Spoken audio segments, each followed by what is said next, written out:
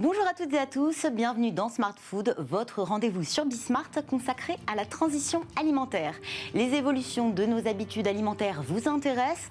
Nous aussi, on se retrouve maintenant tous les week-ends sur Bismart pour décrypter, analyser les tendances, les innovations en matière de production et de consommation. Cette semaine, dans notre rubrique à la carte, focus sur le Nutri-Score. Le Nutri-Score, vous l'avez forcément déjà vu, c'est ce petit logo sur les emballages qui note les produits. Une couleur sur une échelle allant du vert à l'orange foncé, associée à une lettre comprise entre A et E. Ce logo permet aux consommateurs d'avoir une idée de la qualité nutritionnelle globale des aliments, et cela en un seul coup d'œil. Utile, facile, rapide, mais est-il vraiment fiable? Nous aide-t-il à faire les meilleurs choix lorsque nous faisons nos courses? Comment utiliser le Nutri-Score à bon escient? C'est ce que nous allons voir dans quelques instants avec mes deux invités. Et puis dans notre rubrique Nouvelles recettes, un nouveau concept, un bar à pâtisserie pour déguster des pâtisseries à l'heure de l'apéro, pâtisserie sur mesure. Découverte et rencontre avec la fondatrice de ce bar, pas comme les autres, ce sera juste avant la fin de cette émission. Vous avez le menu, Smart Food, c'est parti.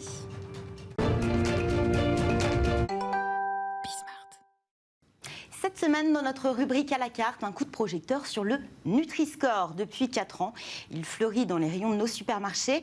Apposé sur les emballages, il nous renseigne sur la qualité nutritionnelle du produit qui le porte. Un indicateur pratique pour le consommateur, beaucoup plus simple à déchiffrer que l'étiquette qui nous renseigne sur sa composition. Le Nutri-Score, le voici. Une échelle de 5 couleurs reprenant le système du feu tricolore. Une lettre associée à chacune d'entre elles allant du A en vert foncé pour les produits de meilleure qualité nutritionnelle, au E en orange foncé pour ceux qui le sont beaucoup moins. Ce système de notation soulève de nombreuses questions, des questions auxquelles nous allons tenter de répondre avec mes deux invités. Bonjour Béatrice de Rénal. Bonjour. Vous êtes docteur en nutrition, vous dirigez également la société Nutri-Marketing. Oui. C'est une société qui accompagne les entreprises dans leur démarche nutritionnelle. nutritionnelle. Oui. En fait, on essaye d'aider les entreprises à faire des produits qui soient meilleurs nutritionnellement que l'existant, sans pour autant aller évidemment à des produits entre guillemets diététiques et pas bons. Donc là, on essaye de toujours avoir des produits délicieux mais qui soient plus équilibrés, par exemple. Et puis après, d'informer le consommateur par rapport à cet atout ou ses propriétés nutritionnelles, mais tout en gardant de l'éthique nutritionnelle, c'est-à-dire sans promettre la lune, juste en indiquant par petites touches ce qui est bon comme produit pour la santé bon. et ce qui est moins bon pour la santé. Je reçois également Claire Luquet. Bonjour Claire, vous êtes directrice de la marque du groupe Casino. Le Nutri-Score, on en parle aujourd'hui sur le plateau de Smart Food. Le Nutri-Score, nous l'avons vu, c'est un logo plutôt simple. Comment fonctionne exactement le Nutri-Score, Béatrice de Rénal? Alors, c'est à la fois très simple et très compliqué. En fait, chaque aliment a été passé à un crible. Il y a des points positifs, il y a des points négatifs. C'est un algorithme en fait. Oui, voilà, c'est un algorithme. Mais on ne va pas rentrer là-dedans. Le principe, c'est qu'il y a des points positifs, par exemple, quand il y a beaucoup de fruits et légumes, quand il y a beaucoup de protéines, etc. Et il y a des points négatifs quand il y a trop de graisses saturées, quand il y a trop de calories, trop de sel, trop de sucre, globalement. Et donc, on mélange tout ça et ça nous donne une note de couleur, enfin une note ou une couleur. Et sachant que les boissons ont un score particulier et les aliments un autre score. C'est pas calculé de la même manière. Il n'y a pas tout à fait le même calcul, mais c'est pas grave. Après, l'objectif, c'était de pouvoir donner à un consommateur en face principale de son produit une note et avoir dans un même rayon, par exemple, vous êtes au rayon des pizzas, eh bien, vous avez tous les Nutri-Score. Et là, vous voyez que vous avez des pizzas qui sont B, C, puis vous en avez d'autres qui sont D et E. C'est très important parce que les consommateurs ne savent pas forcément comment ça fonctionne. Voilà. Donc ça permet de comparer des produits dans un même rayon. Au sein d'un même rayon. Voilà. Et donc là, après, ça vous donne une information. C'est-à-dire que votre pizza 4 fromages manque de peau, elle a une note E, mais ça vous interdit pas de l'acheter. Ça veut dire juste que si vous l'achetez, vous savez que c'est la moins favorable à la santé du rayon. Par rapport à une autre pizza 4 fromages ou par rapport à une végétarienne par rapport à d'autres pizzas du rayon.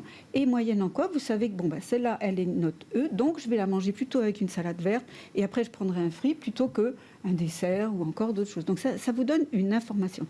Mais au-delà de ça, on s'est rendu compte que quand on mettait les produits dans les rayons, les gens qui étaient moyennement informés en nutrition, c'est-à-dire les gens qui ne sont pas des nutritionnistes ou diététiciens, eh bien, naturellement, ils vont vers des Nutri-Score qui sont meilleurs et donc ils font de meilleurs achats globalement. Ce qui fait qu'ils ont donc plus de chances d'avoir une alimentation plus équilibrée et meilleure pour leur santé que sans aucune information.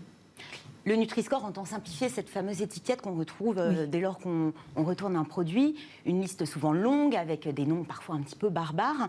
Vous avez ce sentiment aussi, Claire Luquet, que ce Nutri-Score influence l'acte d'achat des consommateurs ? Alors en tout cas, chez Casino, ce qui est certain, c'est que l'alimentation de nos clients, c'est une priorité absolue.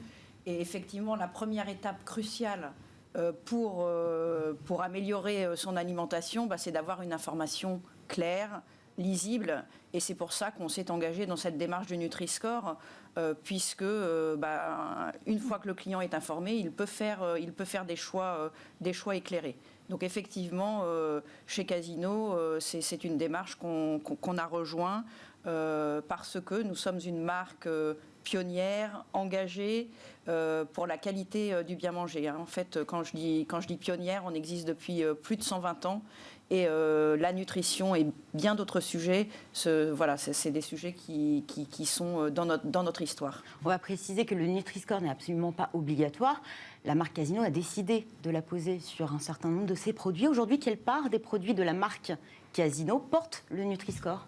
Alors aujourd'hui, à peu près la moitié de nos produits portent le Nutri-Score et notre engagement, c'est d'apposer le Nutri-Score sur la totalité de nos produits d'ici la fin de l'année, donc un peu plus de 5000 produits. Alors on est dans une démarche, je le disais, de progrès constant. On a des équipes passionnées qui travaillent au quotidien, une 60aine de personnes, des ingénieurs qualité. On voit d'ailleurs les produits, le Nutri-Score est généralement tout en bas.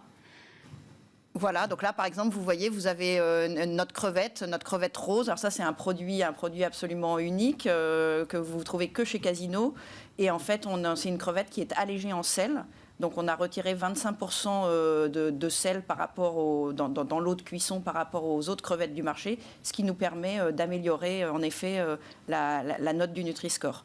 Et donc tous ces efforts nous permettent aujourd'hui d'avoir 1000 produits qui sont notés A ou B. On a 60% de nos produits alimentaires Casino qui sont notés A, B ou C. Voilà, mais je pense en effet que la nutrition, c'est un sujet complexe et il faut rester assez humble par rapport à ça. Et c'est pour ça que chez Casino, on est dans une démarche de progrès constante. On va améliorer un produit, mais sans cesse, on va essayer de l'améliorer pour faire de mieux en mieux, en fait. Vous avez le sentiment, Béatrice de Rênal, que ce Nutri-Score invite davantage les consommateurs à se préoccuper de la question nutritionnelle ? Oui, en fait, c'est un peu un cercle vertueux. C'est-à-dire que on a le Nutri-Score. Les gens, au départ, ne savaient pas ce que c'était, donc se sont renseignés. Puis du coup, ils se sont dit, ah oui, c'est intéressant. Après, le côté vert, on voit ça, c'est le système tricolore. Donc vert, alors, on imagine que c'est bon pour la santé. Alors, on imagine, voilà, c'est ça. Après, c'est vrai qu'une étude a montré que le consommateur, de toute façon, il priorisait dans ses achats les produits qui avaient un label que des produits non labellisés. C'est-à-dire que pour les industriels, c'est intéressant de savoir que si vous adhérez au Nutri-Score, la démarche de Nutri-Score, si vous faites cet engagement comme vous faites vous, eh bien ça veut dire que vos produits inspireront plus confiance aux consommateurs, ils seront plus achetés que les autres. Et après, si vous voulez, le Nutri-Score, c'est aussi un autre cercle vertueux, c'est que dès l'instant qu'une personne va dire « Ah bah tiens, je compare, je vois que mes 2 pizzas, tiens, c'est intéressant, je ne le savais pas, il y a des choses qui ne sont pas du tout intuitives. » Donc, tiens, je vais prendre ça, puis après tout, de temps en temps, je pourrais prendre une autre, parce que ça me fait plaisir, puis je sais que je vais devoir faire attention, etc. Mais ça ne veut pas dire rien n'est interdit. Vous voyez, on vous laisse libre choix de ça. Mais c'est aussi que pour l'industriel, comme vous, eh bien, ça aide les industriels à être motivés pour améliorer leur formulation. Et nous, c'est ce qu'on fait au sein de Nutri-Marketing. On aide les industriels à améliorer en disant, vous voyez là, dans votre produit, dans votre plat cuisiné, vous enlevez un petit peu de sel, pouf, vous gagnez un point. Il y a énormément d'industriels qui revoient leur recette. Bien sûr, tout le monde. Et c'est ça le gros avantage de Nutri-Score. Réduction du sucre, du sel, on voit notamment dans la charcuterie. Mais est-ce que les nouvelles formules des produits vont toujours dans le sens du bien manger. Non. Quand on remplace du sucre par de l'aspartame, c'est pas Alors forcément... non, c'est pas, non, il ne s'agit pas de ça. Il s'agit de baisser le sucre. Hein. Il ne s'agit pas de le remplacer par autre chose du tout. Simplement, on se rend compte qu'il y a beaucoup de produits qui existent depuis très longtemps et qui ont une forte teneur en sel, par exemple. Puis on se rend compte qu'en baissant le sel, presque les consommateurs préfèrent. Ou ils préfèrent avoir des choses moins sucrées. Regardez le domaine des compotes maintenant. La majorité du marché, c'est allégé en sucre. Ou sans sucre ajouté, parce que si vous consommez une compote d'il y a 20 ans, mais plus personne n'en voudrait. Donc on a changé nos goûts. On a changé, on veut du moins sucré, moins salé, ça se discute, parce que le pain est quand même très salé, et donc on a du mal à tolérer moins de sel dans le pain, mais dans le sucre, c'est évident qu'aujourd'hui, le goût pour le sucre a beaucoup baissé. Donc ça va avec, si vous voulez, c'est pas la carotte, le Nutri-Score, c'est ce que veut le consommateur au départ. Moi, j'ai effectivement, pour rebondir sur ce que vous dites, c'est très intéressant. Nous, on est convaincus chez Casino que l'alimentation, les bons réflexes se prennent dès le plus jeune âge. Et donc, on va porter beaucoup d'attention sur les produits destinés aux enfants à travers notre marque Doudingue. Et on a, par exemple, un produit des céréales au miel. Et vous voyez, on était Nutri-Score C. On a réussi à passer Nutri-Score A en jouant sur plusieurs leviers. Donc, bien évidemment, baisser le taux de sucre. Retirer le sirop de glucose, augmenter un petit peu la quantité de miel, retirer l'huile de tournesol qui était contenue dans le produit. Et avec ça, le produit est toujours aussi bon. Parce qu'il y a quelque chose d'extrêmement important. Nous, chez Casino, on est convaincus qu'un produit alimentaire, avant tout, il doit faire plaisir. Il doit être miam-miam, parce que sinon on n'a pas envie de l'acheter. Sinon, on n'a pas envie de l'acheter.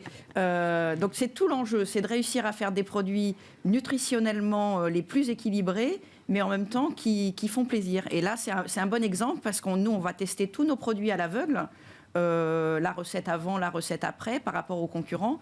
Et là, la cible des jeunes enfants qui achetaient ce produit aime autant le nouveau produit. Sinon, on ne l'aurait pas, évidemment, pas sorti, puisque notre credo, vraiment, c'est le goût et la qualité, l'un et l'autre. Le Nutri-Score, vous avez pour objectif de la poser sur l'ensemble de votre gamme de produits. Certaines marques nationales ne la posent pas sur tous les produits. Et quand on se retrouve dans un rayon où on ne retrouve pas des Nutri-Score partout, c'est difficile de faire le bon choix. On va voir les marques, en tout cas distributeurs, à la poser sur tous les produits. Donc, répartition plutôt homogène, autant de produits, pas mal de produits notés A, B, peut-être moins C, D, E, quand d'autres marques vont privilégier le Nutri-Score dès lors qu'ils ont des produits qui pourront être notés en A et B. Non. Le Nutri-Score, de toute façon, quand vous vous engagez au Nutri-Score, vous vous engagez à étiqueter tous les produits de votre gamme, pas seulement les bons, entre guillemets, pas ceux qui ont seulement un bon Nutri-Score ABC, par exemple. Donc ça veut dire que l'engagement que vous faites, c'est je m'engage à étiqueter tous les produits. Même une marque s'engage dès lors qu'elle sait qu'elle va avoir des produits non, pas forcément. Bien notés. Pas forcément. Parce que d'abord, un distributeur, il a par définition tous les produits, donc il aura forcément des produits qui auront un Nutri-Score plutôt rouge ou orange foncé que vert, par exemple. Et puis tous les produits ne peuvent pas être verts ou orange ou rouge. Donc là, en fait, il faut jouer le jeu. En revanche, quand vous êtes dans un rayon, et si vous voyez que tous les produits de la marque distributeur ont le Nutri-Score, alors qu'un produit d'une marque nationale n'a pas de Nutri-Score, là, c'est douteux. Parce que vous dites, il n'a pas mis, ça veut dire que... Dans les rayons, souvent, on a quand même beaucoup de produits qui ne l'ont pas. Alors qu'ils ne l'ont pas encore. C'est pas encore, on est d'accord. Mais c'est difficile de faire un choix dans ce cas-là. Et donc, on peut considérer qu'il y a un doute. Les consommateurs considèrent qu'il y a un doute. Quand ils disent, tiens, je vois qu'il y a souvent une marque nationale ou deux qui l'ont, et puis la marque du distributeur, donc ça veut dire que c'est quand même conséquent dans le rayon. Mais quand ils voient qu'il y a un produit qui n'a pas de Nutri-Score, c'est douteux. C'est-à-dire, lui, il a quelque chose à cacher. Donc c'est pour ça que les industriels, ça leur les pousse un petit peu à adhérer quand même, malgré qu'ils peuvent avoir certains produits peuvent avoir des mauvaises notes, entre guillemets. Mais encore une fois, l'équilibre alimentaire est fait de toutes les lettres. Donc c'est normal d'avoir des produits qui peuvent avoir une mauvaise note. Après, ça vous indique juste, attention, mangez peut-être pas ça tous les jours. Parce que finalement, ne manger que des produits portant la lettre A ou B, on ne respecte pas l'équilibre alimentaire. Non, c'est pas l'idée. L'idée, c'est, dans un rayon, pour un produit donné, vous avez plusieurs notes. La plupart du temps, dans certains rayons, tout le monde a la même note. Vous allez au rayon du jus de fruits, tout le monde a la même note. Il y a certains industriels, je pense notamment à la charcuterie, mais ce n'est qu'un exemple, qui pointent du doigt le Nutri-Score parce que leurs produits, forcément, n'auront qu'une note, enfin la meilleure pourra être C, ce qui n'est pas forcément, enfin, ce qui se retrouve à peu près au milieu, mais oui, mais sauf que tous et qui ne les peut pas produits... prétendre à mieux. Oui, mais c'est pas grave, parce qu'on n'attend pas d'un saucisson qui soit allégé, qui soit cuit à l'eau, quoi. Donc ça veut dire qu'il est normal que la charcuterie ait des notes plutôt foncées dans le rouge, mais ça veut dire simplement, je sais que mon Donc pour saucisson... vous, il ne pénalise pas certains secteurs. Non, parce que ça veut dire je veux du saucisson, parce que j'ai envie de me faire plaisir et je sais que c'est gras. Je sais que comme ça, on va manger un petit peu de saucisson et pas tout le saucisson. C'est tout. On va en venir aux limites de ce système de notation. Est-ce que ça prend en compte toutes les informations nutritionnelles? Mais bien sûr que non. Et de toute façon, la nutrition, comme vous disiez, c'est quelque chose de très très complexe, parce que non seulement il y a la composition de l'aliment lui-même qui est importante, et puis après il y a la dose, la portion que vous allez manger, la fréquence que vous allez avoir à manger cet aliment, et puis après votre état à vous, votre état physique, votre activité, etc., votre âge, vos pathologies, etc. Donc c'est qu'une petite chose. Mais il ne faut donc pas croire qu'en achetant que du A et B et C, vous avez la vie sauve, ça n'a aucun rapport. Ça vous donne juste... si vous voulez, en France, on a un souci en santé publique de nutrition, et qui est que beaucoup de gens qui sont mal informés en nutrition, parce que ça ne les intéresse pas ou parce qu'ils ont autre chose à faire, du coup font de mauvais achats et du coup vont dans le mur. Donc on essaye, c'est eux qu'on traite. C'est pas des gens comme moi. Moi, je sais déjà ce qu'il y a dedans. Donc voilà. Et puis, mais ça veut dire que ces gens-là, ils ont besoin de l'information. Et là, le Nutri-Score leur permet d'avoir une information simple, compréhensible, claire, et qu'ils savent manipuler. Mais ça ne prend pas en compte le degré de transformation des produits. Non, ni la teneur en vitamines, ni les pesticides, ni tatata, etc. C'est sûr. Est-ce qu'on peut le compléter? Est-ce qu'on peut espérer qu'il soit complété? Parce qu'il y a d'autres indicateurs. Il y a l'indicateur Nova, notamment. Alors, il y a beaucoup d'autres indicateurs. Il y a cette application... Oui, et de proximité aussi. Aujourd'hui, les Français veulent savoir d'où le produit vient. Ils ont l'impression qu'en achetant dans le magasin d'en bas, ça se rapproche. Alors que non, on a besoin de savoir ça, d'où vient mon produit. Est-ce que le yaourt, il a fait le tour de la planète avant de venir là, ou est-ce qu'il est fait... Il y a un éco-score d'ailleurs qui est en préparation. Voilà. Là, Absolument. Donc, en fait, un éco-score, c'est une démarche aussi intéressante. Vous aussi, vous avez peut-être l'intention de la poser sur les produits de la marque Casino? Alors, moi, ce que je voudrais dire, c'est qu'effectivement, le Nutri-Score, c'est une démarche très vertueuse, mais ce n'est pas une fin en soi. Et il y a d'autres leviers sur lesquels on travaille chez Casino. Vous parliez de l'origine des produits, de la composition. On travaille beaucoup à la suppression des additifs controversés. Évidemment, l'empreinte de nos produits. On réduit les plastiques, on réduit les packaging. Et puis, un exemple, tous nos fruits et légumes Casino sont ou bio ou sans résidus de pesticides. Voilà, donc je le disais, l'alimentation, la nutrition, c'est des sujets complexes. Et le Nutri-Score, c'est très bien, c'est très vertueux, mais il faut aussi traiter les autres sujets. Aujourd'hui, il n'est pas présent sur tous les emballages, ce n'est pas obligatoire. Est-ce qu'on peut penser qu'un jour ça le devienne? C'est la réglementation européenne qui devra passer par là. Alors en fait, d'abord, depuis le début de cette année-là... Obligatoire dans la publicité. Dans la publicité, c'est ce qui n'est pas toujours le cas, mais en revanche, à chaque fois que vous voulez acheter des produits, vous allez par exemple sur le site du distributeur, et à ce moment-là, vous voyez le Nutri-Score, il est partout. Sur tous les drives, le Nutri-Score est partout. Et si vous allez sur le site qui s'appelle Open Food Fact, vous avez le Nutri-Score de tout le monde, y compris ceux qui la posent et ceux qui ne la posent pas. Donc, vous pouvez vraiment comparer. Donc, si vous voulez préparer vos courses ou vous renseigner en amont, vous allez sur Open Food Fact, vous tapez pizza 4 fromages, et vous voyez toutes les pizzas 4 fromages. Et vous dites, ah ben tiens, celle de Casino, c'est la meilleure. Ou celle de, je ne sais pas qui, c'est la meilleure. C'est la meilleure, entre guillemets, parce que qui a le meilleur Nutri-Score. Mais le Nutri-Score, peut-être qu'après, vous dites, mais moi, je préfère acheter une pizza extrêmement riche, sophistiquée. Faut peut-être aussi faire et puis en preuve de bon sens et de varier aussi ses achats en magasin. Mais ce que les gens n'avaient pas compris au tout début du Nutri-Score, c'est qu'on ne demande pas aux consommateurs de n'acheter que de l'A, B et C. C'est un guide d'achat, en fait, le Nutri-Score, pas plus que ça. Et il ne faut pas lui demander plus que ça. Et après, je pense qu'il faut aussi responsabiliser les gens en leur disant, mais de toute façon, il n'y a que vous qui savez ce que vous avez besoin de manger. C'est votre corps qui vous guide. Et votre corps, il vous donne du plaisir quand vous mangez quelque chose, lorsque vous satisfaisez à ses besoins. Donc le plaisir et la nutrition, ce n'est pas en opposition, jamais ça n'a été en opposition. Il faut réussir à concilier les deux. Non, c'est toujours comme ça. C'est le plaisir qui vous guide dans vos choix. Donc si vous mangez quelque chose de trop gras, vous ne vous sentirez pas bien après. Donc il faut essayer d'écouter de vous écouter. Donc en consultation, quand quelqu'un me dit qu'est-ce qu'il faut que je mange, je me dis mais c'est vous qui allez me dire ce que vous devez manger, pas moi. Hein. Moi je vais juste vous dire comment bien acheter, comment les erreurs éventuellement que vous faites parce que vous avez été influencé à droite et à gauche. Mais en réalité, si vous fermez les yeux, que vous écoutez votre corps, c'est votre corps sait ce qu'il faut qu'il mange. Et votre corps vous parle. Merci à toutes les deux. Merci Béatrice de Rênal, docteur en nutrition. Vous dirigez également la société Nutri Marketing. Et Claire Luquet, merci à vous, directrice de la marque du groupe Casino. Tout de suite, nous partons à la découverte d'un nouveau concept. Des pâtisseries à la minute, du sur-mesure, des cocktails. Le tout réuni en un seul et même endroit. C'est notre nouvelle recette et c'est tout de suite.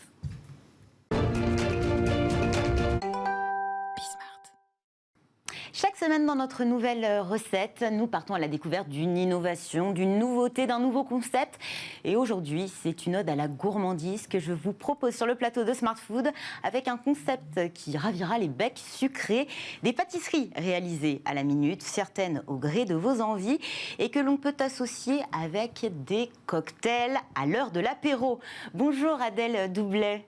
Bonjour, bonjour. Vous êtes la fondatrice des Commerces, c'est un bar à pâtisserie situé dans le 9e arrondissement de Paris, du côté de Pigalle. C'est un concept particulier, finalement, à l'image de votre parcours, qui est assez atypique. Alors exact, initialement je suis ingénieure en réseau informatique, donc strictement rien à voir. Rien à voir avec la pâtisserie, effectivement. C'est ça, plutôt les maths.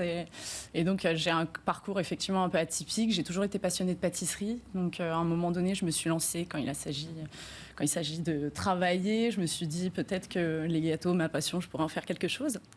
Et donc finalement, j'ai passé un CAP, j'ai bossé dans quelques maisons, et puis je me suis lancée. Des belles maisons d'ailleurs. Voilà, j'ai bossé chez Popellini, à la pâtisserie des rêves, entre autres. Et puis quand j'ai eu envie, à un moment donné, que j'ai senti que je faisais un peu le tour, je me suis lancée. Et pareil, donc effectivement, quelque chose un peu à mon image. Un bar à pâtisserie, on fait les pâtisseries à la minute, on est sur un créneau un petit peu différent le soir. C'est vrai qu'on ne se trouve pas souvent des pâtisseries le soir, et donc le but c'était de trouver un créneau un peu original. Alors, il y a ce concept autour de la pâtisserie minute, c'est-à-dire que vous assemblez au dernier moment. Exactement. On ne va pas avoir des pâtisseries dans un frigo. Non, c'est ça, on n'a pas du tout de vitrine réfrigérée, c'est uniquement de la restauration, donc c'est du sur place. Donc vous montez les pâtisseries à la demande. Voilà, exactement, c'est que du montage, on ne demande pas aux gens d'attendre la cuisson des choux et des fonds tartes. Sinon vous avez le temps. Voilà, vous ça, ou alors quelqu'un votre chou à 23h. C'est ça. Mais donc c'est que du montage, ça a beaucoup d'intérêt. Le premier déjà gustatif.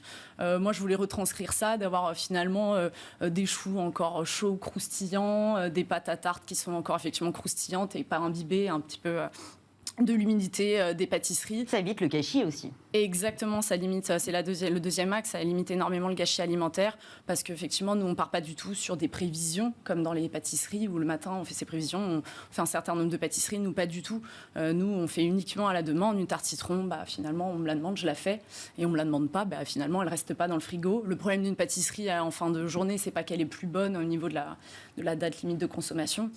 C'est que la meringue va sûrement dégouliner. Elle est pas dans la saveur optimale. Voilà, c'est ça. La pâte, pas comme on l'imaginait. C'est ça. La pâte à tarte va être sûrement un petit peu molle, etc. Et donc finalement, au bout d'une journée, en règle générale, c'est jeté. Donc énormément de gâchis alimentaires en pâtisserie. Et puis moi, je voulais un peu arrêter ça. Et le fait de faire à la minute, ça réduit considérablement, voire on a zéro perte parce qu'on ne travaille qu'avec des toutes petites quantités. Et donc finalement, il y a un roulement suffisant qui fait qu'on ne jette rien. Donc ça, c'était vraiment l'axe prioritaire. Il y a aussi le sur-mesure. Et là, ça concerne les choux qu'on peut totalement personnaliser au gré de ses envies. Et c'est ça, on a plein de goûts différents, de saveurs de crème, de petits toppings, de la chantilly. Donc c'est personnalisable presque à l'infini, on va dire. Donc parfois, on peut faire même des associations improbables. Nous, on ne juge pas, on fait ce que nous demande le client. Mais donc voilà, on a une gamme qui est sur mesure à la carte et une gamme de pâtisseries qui est faite à la minute à la carte et puis une gamme sur mesure si le client veut faire en fonction de ses goûts. Le fait de faire à la minute nous a permis de pouvoir mettre en place en tout cas toute cette gamme sur mesure. Pour le montage, ça se passe sur le comptoir, donc Oui. c'est-à-dire devant tout le monde, comme les cuisines ouvertes. Voilà, c'est ça. On va dire c'est un peu le troisième axe de ce pourquoi on le fait à la minute. Le premier, c'est effectivement le gâchis alimentaire. Le deuxième, c'est de manger des choses encore, qui gustativement sont inédites, les textures, les saveurs. Et le troisième axe, c'est aussi parce que on monte des techniques un peu sympas, des pochages un peu particuliers. On a des spirales de crème qu'on fait sur des tourne-disques. Donc le but, c'était aussi de ramener un petit côté chaud. Spectacle, Ouais, voilà, exactement. C'est ça. Un peu, on va pas se mentir, instagrammable, qui se partage beaucoup. Donc c'est vrai qu'elles sont beaucoup prises en vidéo. Ce sont des petites stars, nos pâtisseries. Mais donc il y a tout ce côté-là parce que c'est vrai que la pâtisserie, je pense que peu de personnes n'en font de façon professionnelle chez soi. Enfin, ça, c'est de plus en plus récurrent, mais je veux dire, de là à faire un Saint-Honoré chez soi, il faut se lever tôt le matin. Ce qui fait que c'est vrai que les techniques de pâtisserie, de poche à douille, etc., les gens sont vite bluffés.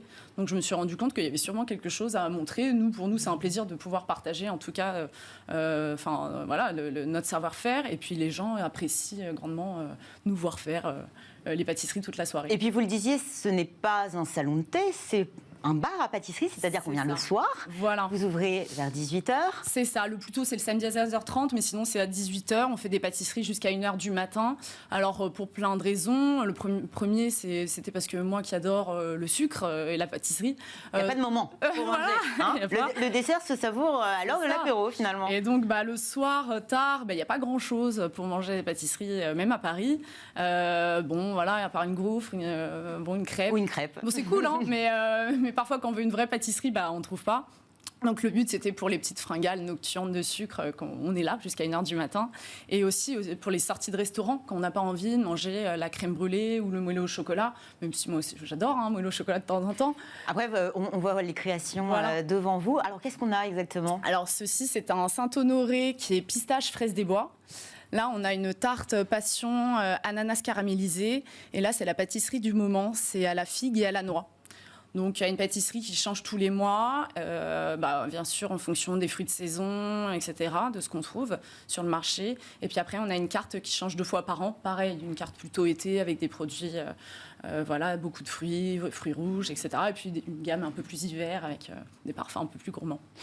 Avant de nous quitter, il y a quelque chose d'assez surprenant, c'est que vous proposez une offre de cocktail pairing, c'est-à-dire accord, pâtisserie et cocktail. C'est ça, quitte à dépoussiérer un peu le côté du salon de thé, proposer une offre le soir, tard.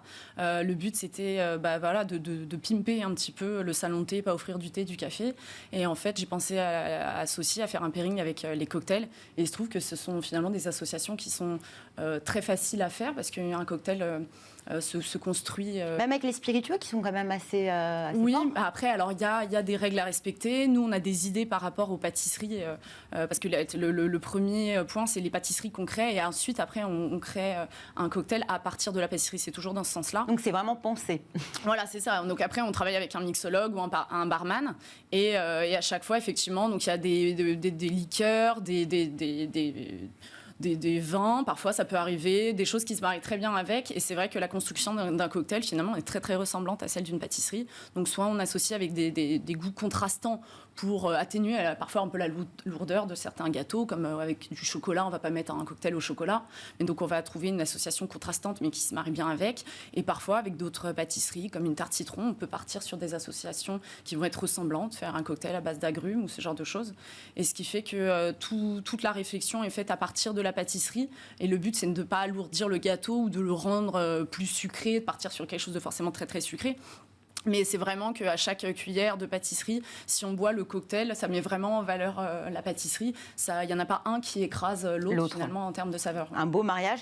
Et je vous rappelle que la gourmandise n'est plus un vilain, n'est pas d'ailleurs un vilain défaut. En revanche, l'abus d'alcool est dangereux pour la santé. Merci beaucoup Adèle Doublet. Je rappelle que vous êtes la fondatrice de ce bar à pâtisserie Les Commères. C'est la fin de cette émission. Merci à tous de nous avoir suivis. Merci à Caroline qui m'a aidé à préparer cette émission. Merci à Romain à la réalisation, à Saïd et à Amanda au son. On se retrouve la semaine prochaine pour un nouveau numéro de Smart Food. Bonne journée et bon week-end.